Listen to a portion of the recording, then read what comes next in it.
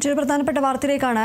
വയനാട് ദുരന്തത്തെ അതിജീവിച്ചവർക്ക് പുനരധിവാസത്തിനായി സംസ്ഥാന സർക്കാർ ഒരുക്കുന്ന ടൗൺഷിപ്പിന്റെ ഉദ്ഘാടനം നീട്ടിവെച്ചു. മാർച്ച് 1-ന് 3 മണിക്കാണ് ഉദ്ഘാടനം മാറ്റിയത്. ഫെബ്രുവരി 25-നായിരുന്നു നേരത്തെ ഉദ്ഘാടനം നിശ്ചയിച്ചിരുന്നത്. ടൗൺഷിപ്പിലേക്കുള്ള അപ്രോച്ച് റോഡിന്റെ നിർമ്മാണം പൂർത്തിയാകാനുണ്ടെന്നും അടിസ്ഥാന സൗകര്യമൊരുക്കാൻ കുറച്ചുകൂടി സമയം വേണമെന്നും ആണ് വിശദീകരണം. വയനാടിന്റെ ഭൂപ്രകൃതിക്കും കാലാവസ്ഥയ്ക്കും അനുയോജ്യമായ രീതിയിൽ വിവിധ സർക്കാർ സംവിധാനങ്ങളുടെ ഏജൻസികളുടെയും തൊഴിലാളികളുടെയും ഏകോപിതമായ പ്രവർത്തനത്തിലൂടെയാണ് ടൗൺഷിപ്പ് യാഥാർത്ഥ്യമാക്കുന്നത്. ആകെ 410 വീടുകളും അനുബന്ധ സൗകര്യങ്ങളും വിഭാവനം ചെയ്തിട്ടുള്ള ടൗൺഷിപ്പിന്റെ ഒന്നാം ഘട്ടത്തിൽ 178 വീടുകളാണ് പൂർത്തിയായത്. ദുരിതത്തിൽ പൂർണ്ണമായും വീട് നഷ്ടമായ കുടുംബങ്ങൾക്കാണ് ആദ്യഘട്ടത്തിൽ വീടുകൾ നൽകുന്നത്. ടൗൺഷിപ്പിന്റെ ഉദ്ഘാടനവും ഗുണഭോക്താക്കൾക്കുള്ള പട്ടയ വിതരണവും മുഖ്യമന്ത്രി പിണറായി വിജയൻ നിർവഹിക്കും. ഏതായാലും 25-നായിരുന്നു ഈ ഒരു ടൗൺഷിപ്പിന്റെ ഉദ്ഘാടനം നിശ്ചയിച്ചിരുന്നത്. അത് മാർച്ച് 1-ലേക്ക് മാറ്റിവെച്ചിരിക്കുകയാണ്.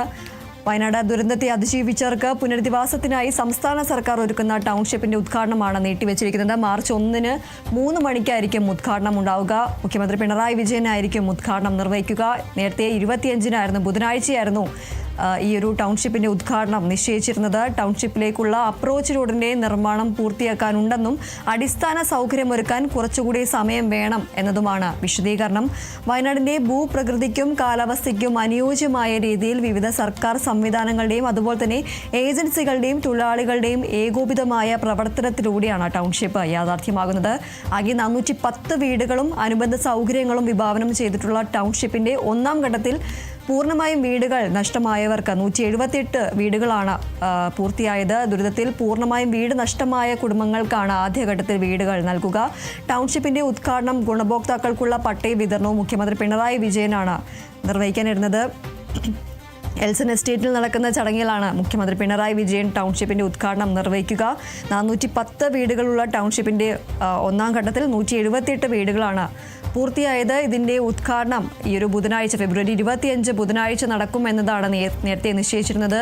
എന്നാൽ ഈ ഒരു അടിസ്ഥാന സൗകര്യങ്ങൾ ഒരുക്കുന്നതിൻ്റെയും അതുപോലെ തന്നെ ടൗൺഷിപ്പിലേക്കുള്ള അപ്രോച്ച് റോഡിൻ്റെ നിർമ്മാണം പൂർത്തിയാക്കാനുണ്ട് എന്നതും ചൂണ്ടിക്കാണിച്ചുകൊണ്ടാണ് ഇപ്പോൾ ഈ ഒരു ടൗൺഷിപ്പിൻ്റെ ഉദ്ഘാടനം മാർച്ച് 1-ലേക്ക് മാറ്റിവെച്ചിരിക്കുന്നത്. 3 മണിക്കായിരിക്കും ഈ ഒരു മാർച്ച് 1-ന് 3 മണിക്കായിരിക്കും ഈ ഒരു ടൗൺഷിപ്പിൻ്റെ ഉദ്ഘാടനം നടക്കുക.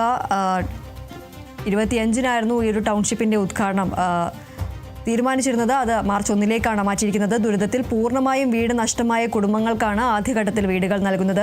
പ്രകൃതി ദുരന്തത്തിൽ അതിജീവിക്കാൻ സാധിക്കും വിധം 1000 ചതുരശ്ര അടിയിൽ ഒറ്റ നിലയിൽ പണിത കെട്ടിടങ്ങൾ ഭാവിയിൽ 2 നില കെട്ടിടമായി നിർമ്മിക്കാനുള്ള അടിത്തറയോടെയാണ് തയ്യാറാക്കിയിരിക്കുന്നത്. അതുപോലെ തന്നെ പ്രധാന കിടപ്പുമുറി, 2 മുറികൾ, sit out, living, study room, dining, അടുക്കള, സ്റ്റോർ ഏരിയ എന്നിവയും ഈ ഒരു വീടിൻ്റെ ഭാഗമായി ഒരുക്കിയിട്ടുണ്ട്. ഈ ഒരു ടൗൺഷിപ്പിൻ്റെ ഉദ്ഘാടനമാണ് ഇപ്പോൾ മാർച്ച് 1-ലേക്ക് മാറ്റിവെച്ചിരിക്കുന്നത്. ടൗൺഷിപ്പിലേക്കുള്ള അപ്രോച്ച് റോഡിൻ്റെ നിർമ്മാണം പൂർത്തിയാകാനുണ്ടെന്നും അതുപോലെ തന്നെ അടിസ്ഥാന സൗകര്യമൊരുക്കാൻ കുറച്ചുകൂടി സമയം സാവകാശം വേണം എന്നതും ചൂണ്ടിക്കാണിച്ചുകൊണ്ടാണ് ഇപ്പോൾ ടൗൺഷിപ്പിൻ്റെ ഉദ്ഘാടനം മാർച്ച് 1-ലേക്ക് മാറ്റിയിരിക്കുന്നത്. മാർച്ച് 1-ന് 3 മണിക്ക് മുഖ്യമന്ത്രി പിണറായി വിജയനായിരിക്കും ഉദ്ഘാടനം നിർവഹിക്കുക.